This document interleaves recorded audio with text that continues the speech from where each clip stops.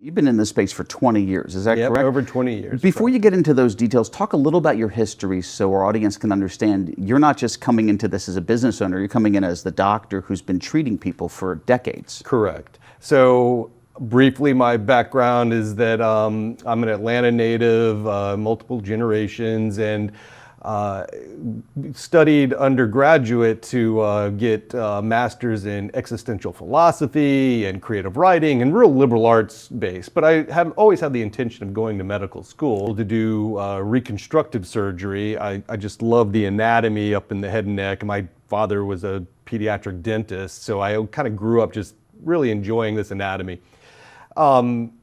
I was in my head and my career really focused on becoming that type of surgeon. And honestly, I was all in, and I was doing a big surgery one day with an older physician who was doing what I thought I wanted to do.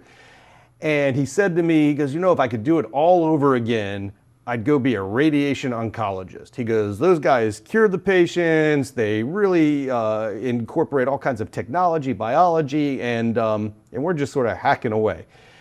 And I didn't think about it seriously at the time, but about 2 weeks later, another person who was kind of closer to retirement said almost the same exact thing to me. And I said, I'm doing myself a disservice if I don't at least look into what this is, because radiation oncology is a very small specialty that you don't get a lot of exposure to while you're a medical student. So I went and looked at it, and it was the perfect cross-section of science, sort of humanism and philosophy, dealing with patients in a really serious time in their lives, and technology, which I also really enjoy. And so once I figured out it was a thing, I went head first and took a deep dive and passionately went into radiation oncology, finished my training up in 2004, and practiced in a few different settings over the last couple of decades.